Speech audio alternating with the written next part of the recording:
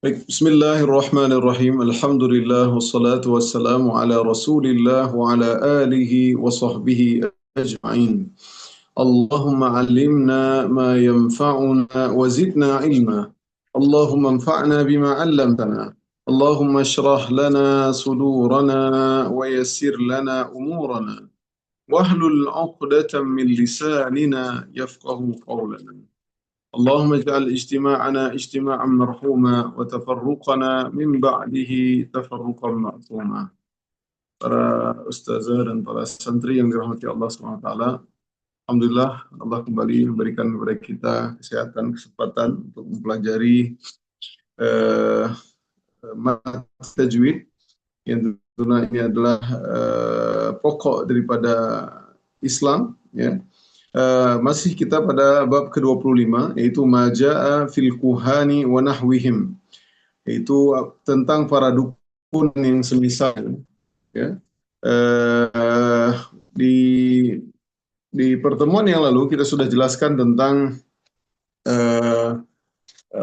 dukun, ya, al-kuhan, ya, bagaimana yang disebutkan dengan al-kuhan, apa yang dilakukan oleh mereka. Kemudian juga kita sudah sebutkan metode-metode dukun dalam meramal, ya, pada pertemuan yang lalu, yaitu meramal dengan garis tangan, ya, pada zaman dulu, ya, meramal dengan tanggal lahir, mungkin sampai hari ini masih mungkin sepertinya, ya, meramal dengan melihat golongan darah, kemudian meramal dengan finjan, yaitu mangkok, ya, kemudian meramal dengan kartu, kemudian meramal dengan garis di tanah, itu meramal dengan tulisan seseorang, meramal dengan tanda lahir, meramal dengan huruf abjad, ya, kemudian meramal dengan mendengar kabar dari jin. Nah, ini yang kabar dari jin tentu ya dulu, ya, mungkin sebagian kecil yang benar, tapi sebagian besar tidak ada. Semenjak Nabi Muhammad SAW diutus, maka mereka tidak bisa lagi mencari-cari kabar dari langit, ya. Wa anna lamma sami'na al-huda, ya, wa anna lamasna as-samaa fajadnaha muliat harasan sadida wa suhuba. Kalau mereka mencuri kabar langit, maka mereka akan dilempar oleh meteor, ya, bintang-bintang, ya. Dan terbakarlah mereka. Mereka nggak berani semenjak Nabi Muhammad SAW sampai setelah meninggal Nabi Muhammad SAW. Apakah mereka masih dapat mendengar kabar-kabar tersebut? Maka kemungkinan itu juga kecil, ya. Tidak. Kalau di zaman Nabi memang mereka tidak bisa, ya. Nah, kemarin juga kita telah sampaikan tentang jenis-jenis ilmu gaib, ya. Ilmu gaib ada dua, kita sudah sebutkan ilmu gaib yang mutlak, yaitu tentang hari kiamat, ya, yang hanya Allah lah yang mengetahui. Sekalipun malaikat Jibril pun nggak ada yang tahu, ya, tentang apa terjadinya hari kiamat berdasarkan dalil yang sudah yang lalu. Dan itu ilmu gaib, gaib yang mutlak, ya. Dan ilmu gaib yang mutlak ini terbagi kepada dua, yang tadi, ya, yaitu tentang yang hanya diketahui Allah, yaitu hari kiamat. Gaib mutlak yang bisa saja diberitahukan sedikit kepada utusan Allah, baik dari kalangan manusia ataupun malaikat. Nah, ini seperti misalkan turunnya hujan, ya. Ini ilmu gaib mutlak juga, ya, turunnya hujan, kemudian apa-apa yang ada dalam rahim, seperti ayat wa ma ya'lamu fil arham wa ma tadri madza taksibu ghada, ya, apa yang terjadi esok hari, ya. Kemudian juga kapan mati, ya, demikian pula lokasi tempat kita mati, kejadian, ya, di mana akan meninggal dunia seseorang. Ini termasuk diantaranya gaib mutlak. Jadi gaib mutlak dibagi kepada dua. Yang pertama adalah gaib yang hanya Allah yang mengetahui tanpa seorang pun utusan Allah, baik malaikat ataupun manusia, yang diberitahu, yaitu hari kiamat. Tapi ada satu lagi ilmu gaib, yaitu mutlak juga, akan tetapi terkadang Allah memberitahukan, terkadang tidak, ya, namun seperti misalkan malaikat maut, maka dia akan tahu di mana seseorang itu akan mati, tapi tidak mungkin semua malaikat yang tahu, ataupun tidak semua manusia yang tahu dia akan meninggal kapan, ya. Nah, begitu juga tentang apa yang ada dalam rahim, ya. Walaupun kecanggihan teknologi hari ini, misalkan orang bisa melihat dengan USG, ya, tentu mungkin di awal-awal dia tidak bisa melihat, ya, sedemikian canggih. Jadi ketika bulan pertama, bulan kedua itu belum nampak, tidak bisa dipastikan, belum ada teknologi yang bisa memastikan bulan pertama ini anak laki-laki, belum ada, ya. Baru bisa itu ketika 6 bulan ke atas, ya. ataupun 7 bulan, 8 bulan ya. Bahkan terkadang bisa jadi USG sendiri pun meleset teman-teman ya. Baik, di antara gaib juga selain gaib mutlak, yang kedua adalah gaib nisbi, yaitu gaib yang sesuatu yang diketahui oleh sebagian makhluk, namun tidak diketahui makhluk yang lainnya. Ya, baik perkara tempat maupun waktu. Ya, yang kita sudah jelaskan pada pertemuan yang lalu ya, misalkan contoh berkenaan dengan tempat, itu Ratu Balkis mengetahui seluk-beluk kerajaan Sabak, sementara Nabi Sulaiman punya. Contoh berkait waktu apa yang terjadi masa Nabi, tentu Nabi Nuh tahu pasti apa yang terjadi antara dirinya dan kaumnya. Namun hal tersebut adalah gaib bagi umat kita. Artinya kita cerita-cerita Nabi Nuh, cerita-cerita Nabi Yusuf, Nabi Yunus dan lain-lain. Artinya kita mendengar dalam Al-Quran. Artinya kita tidak pernah hidup zaman mereka, cerita tentang Ashabul Kahfi dan lain-lain. Ya, hal ini adalah perkara yang gaib, namun disampaikan atau kita dapati dalam Al-Quran.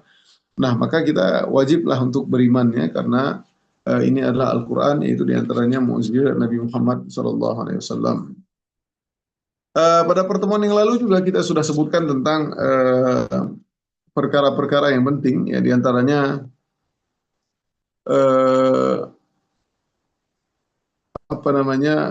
tentang syarah hadis yang pertama ya, yang kemarin ya kita sudah jelaskan, man ata arrafan aw kahinan fasaddaqahu bima yaqul faqad kafara bima unzila ala Muhammad. Siapa yang datang kepada tukang ramal ya, arrafan aw kahinan ataupun dukun, lalu dia mempercayainya ya, maka dia sungguh telah kafir terhadap apa yang dituduhkan Nabi. Bahkan dalam riwayat yang lain, lam tuqbal lahu salatun arba'ina yawman, dia tidak terima salatnya 40 hari. Dan juga kita sudah jelaskan ya beberapa bentuk metode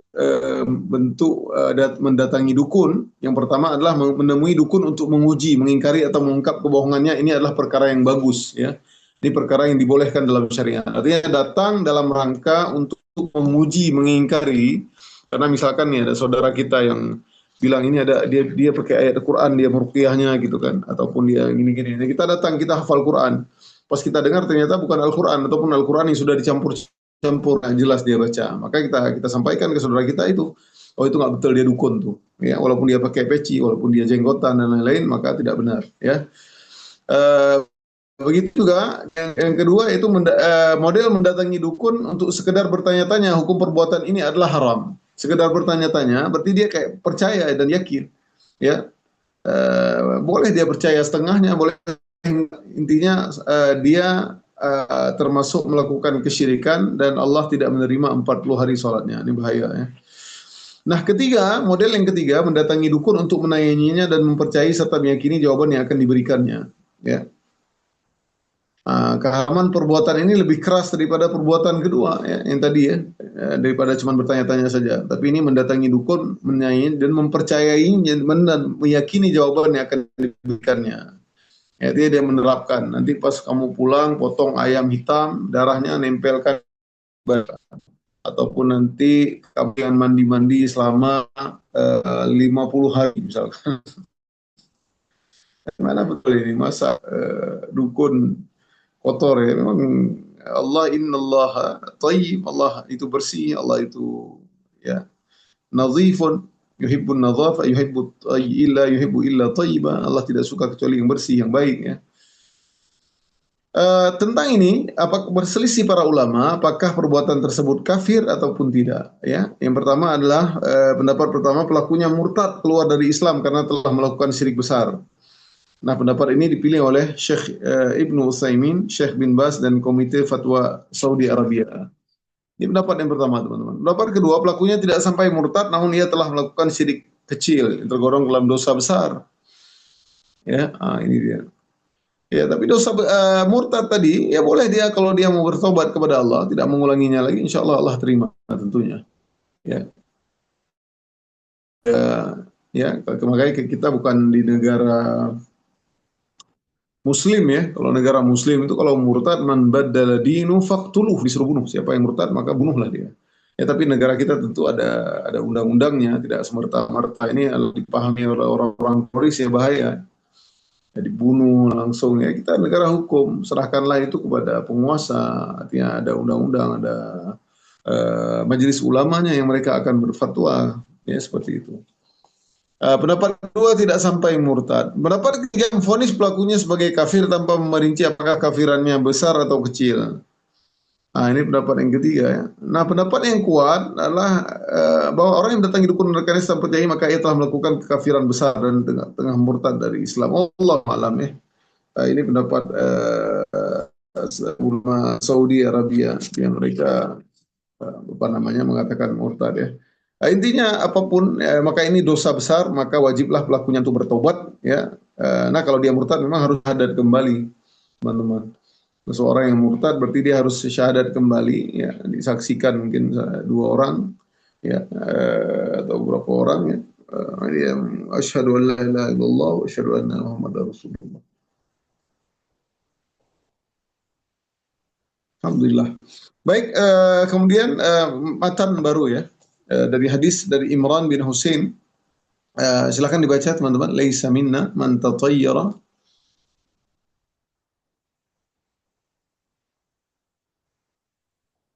Bazar dengan isnadnya meriwayatkan hadis marfu dari Imran bin Husain, "Laisa minna man tatayyara aw tutayyara la, aw tahakkana aw tuhakkina la, aw sahara aw suhira la. Wa man ataka hinan fasaddaqahu bima yaqul faqad kafara bima unzila ala Muhammadin sallallahu alaihi wasallam." Ya. Termasuk golongan kami orang yang melakukan atau menerima tatayyur, meramal atau diramalkan untuknya, menyihir atau meminta disebutkan. Dan barang siapa mendatangi dukun lalu mempercayai apa yang diucapkannya, maka sungguh dia telah kafir ingkar dengan wahyu yang diturunkan kepada Muhammad SAW. Hadis ini diriwayatkan pula oleh Tabrani dari Al-Mu'jam Al-Awsat dengan hadis hasan dari Ibnu Abbas tanpa menyebutkan kalimat dan barang siapa mendatangi dan seterusnya. Al-Bawawi berkata, Al-A'rab atau orang pintar ialah orang yang mengklaim mengetahui dengan menggunakan isyarat-isyarat untuk menunjukkan barang curian atau tempat barang hilang atau semacamnya. Ada pula yang mengatakan dia adalah kahin atau dukun. Padahal kahin adalah orang yang memberitahukan tentang perkara-perkara yang akan terjadi di masa mendatang. Ada pula yang mengatakan yaitu orang yang memberitahukan apa yang tersimpan dalam hati seseorang. Menurut Abu Al-Abbas Ibnu Taimiyah, Al-A'rab adalah sebutan untuk tukang ramal, tukang nujum, peramal nasib, dan yang sebangsanya, yang menyatakan tahu tentang perkara-perkara yang tidak diketahui oleh orang lain dengan cara-cara tersebut. Tentang orang-orang yang menulis huruf-huruf abjad atau raja untuk mencari rahasia huruf dan memperhatikan bintang-bintang untuk ramalan. Ibnu Abbas mengatakan, "Ma'ara man fa'ala dzalika lahu 'indallah min khalaqah." Aku tidak melihat bahwa orang yang mempraktikkan hal itu adalah memperoleh suatu bagian keuntungan di sisi Allah. Baik, itu dia ya tentang laisa minna man tatayyara. Kita sudah sebutkan kemarin ya, ada beberapa perbedaan ya, ada tatayyur, iyafah dan macam-macam ya, model-model apa namanya kesyirikan ya yang dilakukan oleh orang-orang pada zaman dahulu ya. Artinya kita sudah sebutkan juga apa dimaksud dengan tatayyur, apa yang dimaksud dengan iyafah ya. Apa namanya dengan at-tarq ya, ada macam-macam ya yang disebutkan sudah kita pelajari pada pertemuan yang lalu. Baik, mengundi nasib artinya macam-macam ya, mereka ini orang-orang yang melakukan kesyirikan ya. Nah, hadis ini menjelaskan tentang bahayanya orang yang meramal ataupun meminta untuk diramalkan ya. Bahayanya orang yang melakukan sihir atau meminta melakukan praktik sihir untuknya. Dan bahayanya orang-orang yang pergi ke dukun dan membenarkan perkataan sang dukun. Namun jika ada orang yang pergi ke dukun namun dia tidak tahu bahwa dia itu datang kepada dukun ya, mungkin dia pikir ini ustadz ulama ya, kemudian dia bertanya-tanya kepada dukun tersebut dan dukun tersebut juga mengabarkan kepadanya, maka bagaimanakah hukum orang tersebut? Nah, orang tersebut seperti ini yaitu diberi uzur tentunya teman-teman Ya misalkan ada saudara kita, dia nggak paham ya, dilihat mungkin perawakan ini ustadz, ini kadang-kadang ini orang pintar ya, tabib ya istilahnya atau apa, dilihat dia mungkin pakai jubah ya, mungkin pakai peci gitu juga, ya husnuzon ya. Maka dia dapat uzur karena ketidaktahuan dia ya. Terlebih lagi betapa banyak dukun-dukun pada zaman sekarang hari ini yang menamakan diri mereka dengan dukun, akan tapi bukan menamakan mereka dukun ya. Ya, tadi menamakan diri mereka orang pintar, ahli spiritual lah, orang cerdas. Ya. Nah, bahkan berapa banyak di zaman hari ini yang dukun-dukun diberi gelar ustadz, habib, kiai, dan lain-lain ya. Yang mereka berpenampilan Islami. Nah, hadis ini juga dijadikan dalil ya bahwa orang yang menyihir sama hukumnya dengan orang yang minta disihirkan. Orang yang pergi ke dukun dan yang minta untuk didukunkan maka hukumnya sama-sama kafir. Mengapa demikian? Karena mereka yang minta untuk disihir atau diperdukunkan berarti ia telah ridha dengan praktik kekufuran. Nah ini dia. Banyak hari ini sekarang teman-teman, ada orang jabatannya biar enggak ini, biar langgeng tetap, ada sawer, ada istilahnya apa, ada mahar-mahar ya. Mahar-mahar yang dikasih ke dukun tersebut biar dia bisa jadi anggota dewan misalkan, biar dia bisa menjadi tokoh pemimpin negeri ini ya, macam-macam. Ada orang mungkin dia tak khawatir suaminya selingkuh atau apa, dia pergi ke dukun agar suaminya itu selalu cinta sama dia. Ya ini kekufuran tentunya.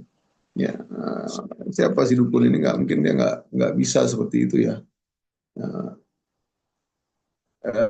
Silakan Al-Baghawi Al-Arraf alladhi yadda'i, coba dibaca. Al-Baghawi berkata,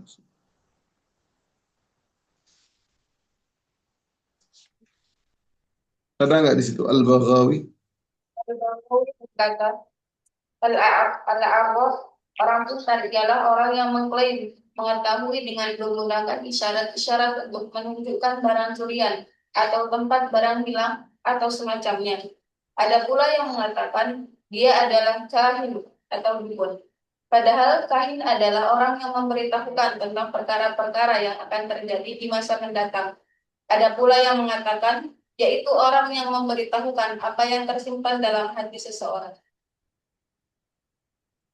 Ya, terus dan Abu Al-Abbas Ibnu Taimiyah sudah tadi. Menurut Abu Al-Abbas Ibnu Taimiyah, Al-Araf adalah sebutan untuk tukang ramal, tukang nujum, peramal nasib, dan yang sebangsanya, yang menyatakan tahu tentang perkara-perkara yang tidak diketahui oleh orang lain dengan cara-cara tersebut. Ya, bagus ya. Sebentar ya. Ini Imam Al-Baghawi ya, yang meriwayatkan ini rahimahullah adalah Abu Muhammad Al-Husain bin Mas'ud bin Muhammad Al-Farra. Beliau digelar dengan Muhyi Sunnah ya, orang hidupkan sunnah. Di antara karya beliau adalah Syarhus Sunnah dan Al-Jami' Baina As-Sahihain ya, di karya beliau ya. Beliau meninggal tahun 510 Hijriyah. Artinya 500 tahun ya. 500 tahun setelah Nabi SAW meninggal dunia. Tentu ini tabi'in beliau tabi'in tentunya. Al-Arraf itulah dia yang disebutkan ya tadi. Al-Arraf sebenarnya adalah orang yang menggunakan isyarat untuk menunjukkan saja barang-barang curian, sesuatu yang hilang, di mana ketemu lagi ya gitu. Sedangkan kahin itu dukun. Dukun ini lebih kepada kejadian masa depan ya. Nah, kita lihat bagaimana perbedaan antara kahin atau arraf ya. Makanya dalam hadis man ata arrafan au kahinan, Nabi mengatakan barang siapa yang mendatangi arraf atau kahin. Berarti ini kahin beda dengan arraf, arraf beda dengan kahin. Nah, para ulama berbeda pendapat dalam menentukan perbedaan antara keduanya. Namun pendapat yang lebih kuat, wallahu alam, adalah pendapat yang dipilih oleh Al-Baghawi bahwa al-arraf yang tadi adalah orang yang berbicara atau mengetahui tentang barang yang hilang atau hal-hal gaib yang terjadi saat ini, artinya di sekarang. Adapun kahin, dukun adalah orang-orang yang berbicara hal yang gaib yang berkaitan masa depan. Jadi arraf dia berbicara tentang masa sekarang, sedangkan al-kahin berbicara tentang alhamdulillah masa yang akan datang. Nah, akan tetapi perlu untuk diingat dan diketahui kembali bahwa kedua orang ini baik arraf ataupun kahin, teman-teman, sama-sama tidak boleh untuk didatangi. Ya. Nggak ada unsurnya karena nggak boleh kita mempercayai mereka. Ya, nah, itu dia. Oleh karenanya Allah Subhanahu wa taala berfirman, "Hal unabbi'ukum 'ala man tanazzalu syayatin." Surah Asy-Syu'ara ayat 221 222 ya. Qul hal unabbi'ukum 'ala man tanazzalu syayatin tanazzalu 'ala kulli affakin athim. Maukah aku beritahukan kepadamu kepada siapa setan-setan itu turun? Ya. Mereka turun kepada tiap-tiap pendusta lagi yang banyak dosa. Yang itu tadi yang minta di apa namanya diinikan ya. Baik, yang dimaksud dengan pendusta lagi banyak dosa dalam ayat ini adalah penyihir. Nah, setan-setan itu turun ya kepada penyihir, dukun, paranormal dan lain semisalnya. Mereka ini adalah semuanya teman-teman setan. Mereka bekerja sama dengan setan, hukumnya adalah kafir. Baik, saya akan baca Ibnu Abbas. Ini terakhir, setelah itu kandungan bab ya. Ibnu Abbas berkata, Ma'ara ada di situ. Ma'ara man fa'ala dzalika lahu 'inda Allah. Ibnu Abbas mengatakan, "Ma'ara man fa'ala dzalik lahu 'inda Allah min khalaqin." Aku tidak melihat bahwa orang yang memperhatikan hal itu akan memperoleh suatu bagian keuntungan di sisi Allah. Ya, artinya tidak beruntung lah ya. Tidak beruntung. Jadi nggak ada faedahnya sama sekali ya.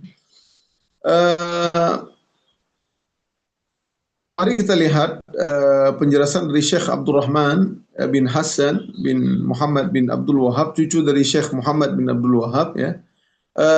Dalam kitab Fathul Majid Syarah Kitab Tauhid.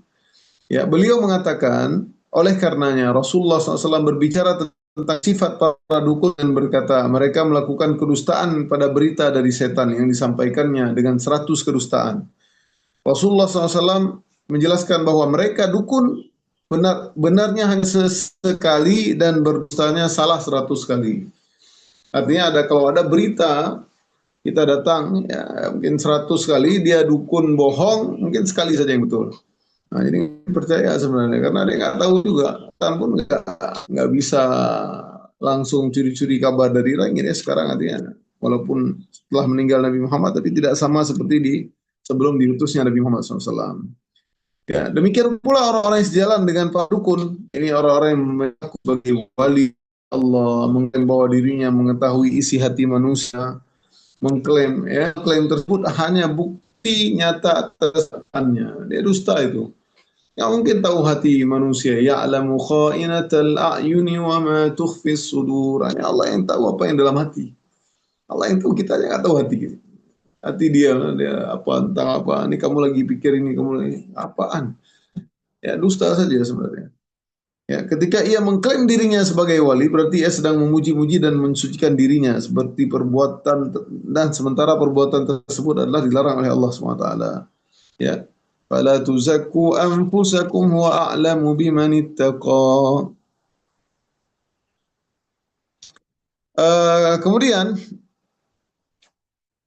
juga perlu kita pahami bahwasanya lihatlah Abu Bakar As-Siddiq yang tak pernah kuasa menahan tangis tak kala membaca Al-Quran.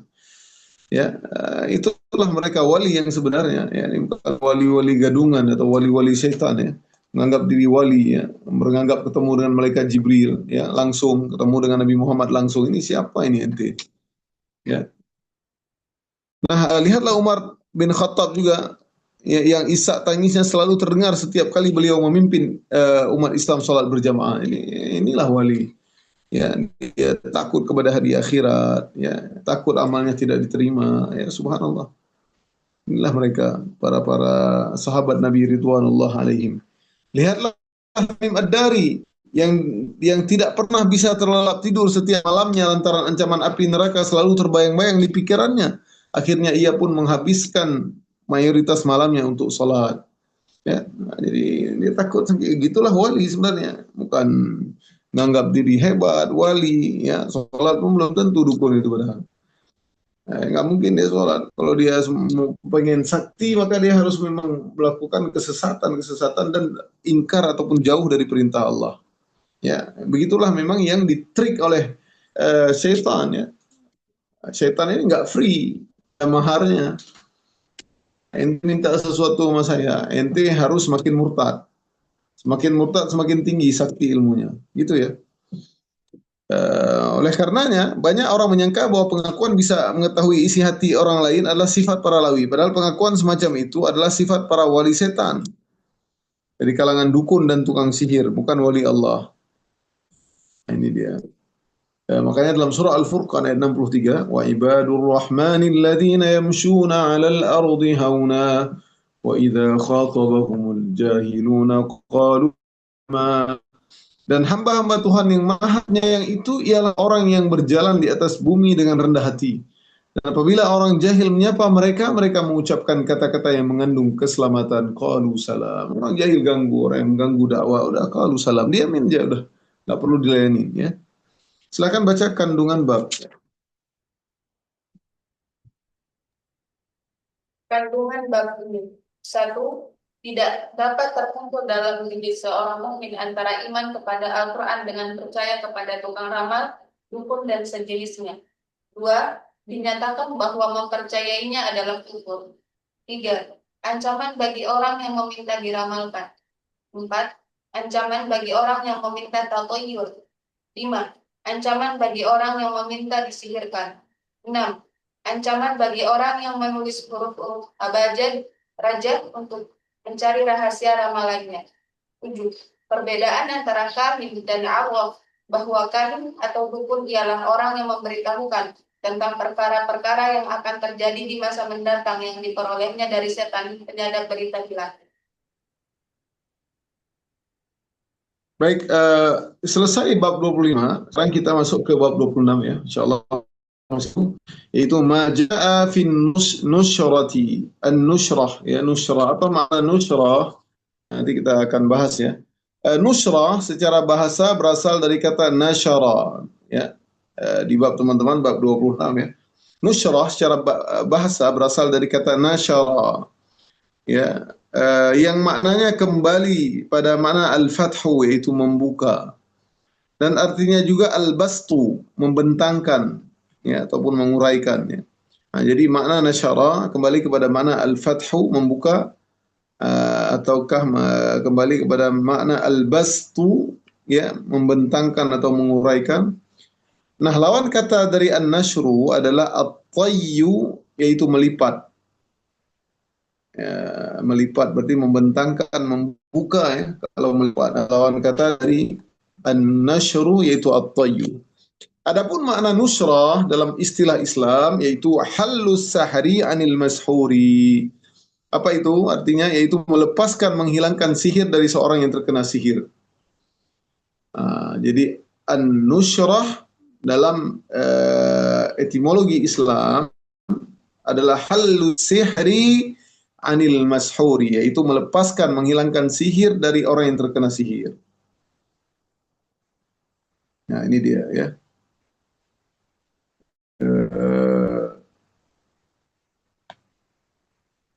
Dari kata al-bastu, menguraikan, yaitu membuka, yaitu maksudnya membuka jampi-jampi yang dilipat, yang diikat oleh penyihir dengan syarah. Ya, buhul ya. Nah, ini dah buhul ya mungkin. Jadi kata nusrah diambil dari hadis yang mengisahkan peristiwa disihirnya Nabi Muhammad SAW oleh orang Yahudi. Ya, dalam hadis Aisyah radhiyallahu anha bertanya kepada beliau SAW, afala ai tanasyarta, tidakkah engkau melakukan nusrah untuk melakukan sihir ini darimu? Tanasyarta, karena Nabi pernah disihir teman-teman. Hanya saja Nabi diberitakan ya oleh Allah Subhanahu wa taala di mana tempat dilipat, diantaranya termasuk di situ ada apa namanya, serpihan ataupun beberapa helai rambut Nabi Muhammad SAW ya, dia digulung kemudian di sebuah sumur ya, kemudian Nabi SAW pun mengambilnya ya, kemudian menutup sumur tersebut, jadi bahaya ya. Nah, jenis nusrah harus kita ketahui bahwa nusrah memiliki dua jenis yang masing-masing memiliki hukum yang berbeda dalam Islam. Ada dua jenis ya model nusrah. Lagi tadi nusra, baik itu membuka ataupun membentangkan, ya. Dia lawan kata dari melipat, at-tayyu. Makanya makna nusrah secara etimologi Islam yaitu halus sihri anil mashuri, yaitu melepaskan, menghilangkan sihir seseorang yang terkena sihir. Nah, ini dia. Jenis-jenis nusrah tadi kita sampaikan ada dua model, ya. Yaitu model yang pertama adalah nusrah dengan cara syar'i, yaitu dengan menggunakan ruqyah syar'iyah. Nah, artinya orang yang melepaskan sihir terhadap yang terkena sihir, model yang pertama adalah dengan cara syar'iyah, dengan cara menggunakan ruqyah syar'iyah. Ini baca-bacaan ruqyah yang sesuai dengan tuntunan Islam, ya.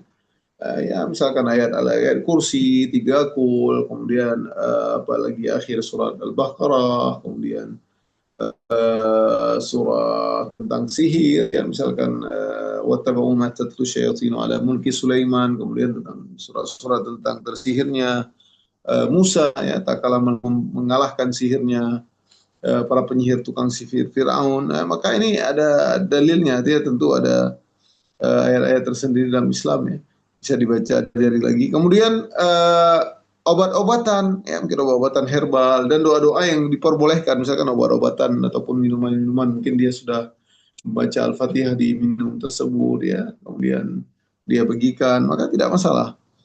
Ya, ini diperbolehkan. Nah, model yang kedua adalah nusyrah dengan sihir, atau singkatnya sihir dibalas sihir. Nah, ini yang diharamkan, teman-teman. Ini yang diharamkan. Artinya sihir dibalas sihir. Kalau sihir dibalas ruqyah memang benar. Nah, ini sihir balas sihir. Kita sakit, oh si itu kayaknya sihirin aku deh. Nah, akhirnya kita balas, datang juga ke tempat sihir, matikan dia. Sihir dibalas dengan sihir. Maka ini tidak boleh. Model kedua ini pun memiliki beberapa jenis, ya. Model pertama kita paham, ya, yaitu an-nusrah dengan cara ruqyah syariah. Yang kedua ini punya model, ya, beberapa model ataupun jenis. Jenis pertama itu orang yang tersihir datang kepada penyihir, lalu sang penyihir dengan bantuan setan mengabarkan kepada orang yang tersihir bahwa buhul-buhul sihir terletak di lokasi tertentu, lalu orang yang tersihir pun mengambil buhul tersebut dan merusaknya. Nah, ini satu model, ya.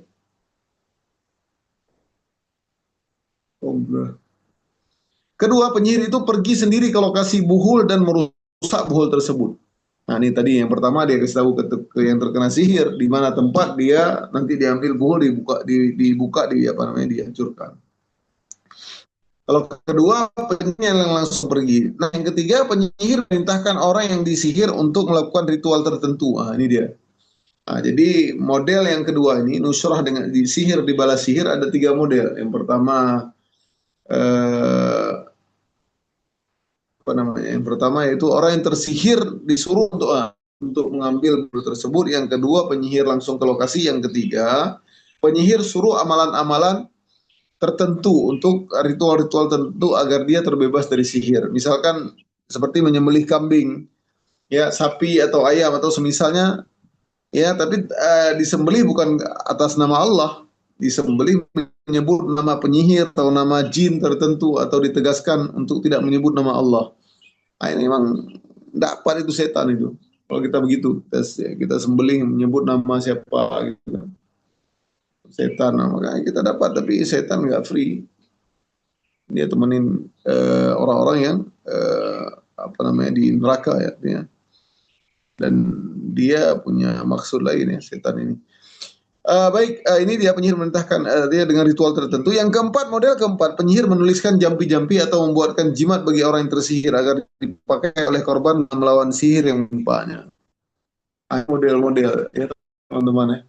Jadi ada 4 model. Yang pertama, tukang sihir, ya, orang-orang nusrah yang membebaskan sihir. Yang pertama tentu ruqyah syariah dibolehkan, model pertama. Model yang kedua, dia sihir dibalas sihir. Nah, sihir dibalas sihir ini ada 4 model. Yang pertama, orang yang terkena sihir disuruh datang ke tempat itu untuk ambil buhulnya, kemudian dia buang, ya, ataupun dia bakar. Kemudian yang kedua, yaitu penyihirnya yang langsung datang ke lokasi, ya, dia yang menghilangkan buhul tersebut. Yang ketiga, yaitu penyihir menyuruh ataupun dukun menyuruh orang yang terkena sihir tersebut melakukan amalan-amalan ritual tertentu, ya. misalkan yang nggak aneh-aneh tentunya pasti ritualnya itu. Dan yang terakhir yang keempat yaitu penyihir menuliskan jampi-jampi atau memberikan jimat. Misalnya kita lihat ada kalung, ada yang dipakai di perutnya itu kalau dibuka biar nggak sakit. Ini mitos saja sebenarnya, nggak bermanfaat. Dia cuma tali doang, ya, nggak ada bermanfaat. Ya. Bahkan bagaimana Umar bin Khattab, wallahi innaka lahajar, ketika mencium Hajar Aswad, engkau hanyalah batu. Walaula anni Rasulullah SAW qabbat ma qabbiltu, ya. Kalau bukan karena aku melihat Nabi SAW dia yang mencium Hajar, maka aku enggak, ini engkau adalah batu saja. Sama seperti ini, ya, jimat lah dibilang apalah, ya, cincin lah, gelang lah, nggak usah dipakai. Ya, apalagi kalau memang ya, apa namanya, kalau memang dia gelang tersebut kita tahu berasal dari jampinya. Ini yang terakhir ini, nanti insya Allah kita masuk ke matan pada pertemuan yang akan datang. Nah, hukum metode yang kedua ini yaitu melepaskan sihir dengan sihir diperselisihkan para ulama. Ada yang mengharamkan, ada pula yang membolehkannya. Para ulama yang mengharamkan diantaranya adalah ulama mazhab Maliki, mazhab Syafi'i, dan mazhab Hambali seperti Ibnu Taimiyah, Ibnu Qayyim, ya. Kemudian Syekh Muhammad bin Abdul Wahab dan para ulama Hambali kontemporer seperti Syekh Muhammad bin Ibrahim, Syekh bin Baz, Syekh Utsaimin, dan Syekh Ibnu Al-Jibrin. Sedangkan mayoritas ulama Hambali seperti Ibnu Qudamah, Al-Dawi, Ibnu Muflih, Ibnu Hajar, dan Al-Buhuti rahimahullah, mereka memperbolehkan nusyrah dengan sihir. Demikian pula Al-Muzani dari mazhab Syafi'i. Bahkan tidak salah jika dikatakan bahwa pendapat ini adalah yang mukhtabar dalam mazhab Hambali. Karena ini dinyatakan oleh dalam kitab Al-Muntaha Al-Irad, Ar-Raud Al-Murbi' dan Ghayah Al-Murbi', ya. Membolehkan nusyrah dengan sihir dari dua alasan. Pertama, karena ia jelas bermanfaat. Yang kedua, karena ini adalah situasi darurat. Ini pendapat ulama yang membolehkan. Jadi sihir dibalas dengan sihir. Nah, misalnya ada orang terkena sihir dibalas sihir. Ada pendapat yang membolehkan tadinya. Ya, walaupun kebanyakan mayoritas ulama mengharamkannya. Ya. Dan yang membolehkannya itu mayoritas pendapat ulama Hambali. Ya.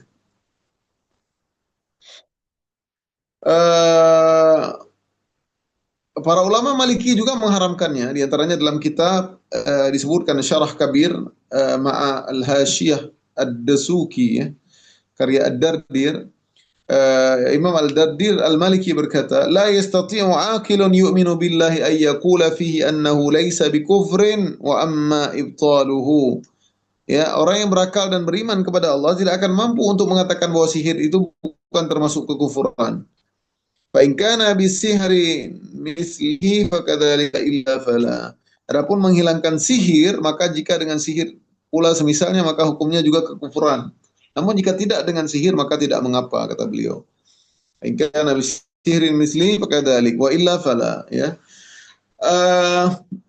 Imam Syafi'i, riwayat Imam Syafi'i, Ibnu Hajar Al-Haythami, Imam Syafi'i berkata, "Fan-nushrah allati hiya min as-sihri muharramatun." Itu nushrah tadi. Ya, kita bilang melepaskan sihir itu dengan sihir adalah haram. Wa in kanat liqasdi hallihi bi khilafin nusra allati laysat min as-sihr.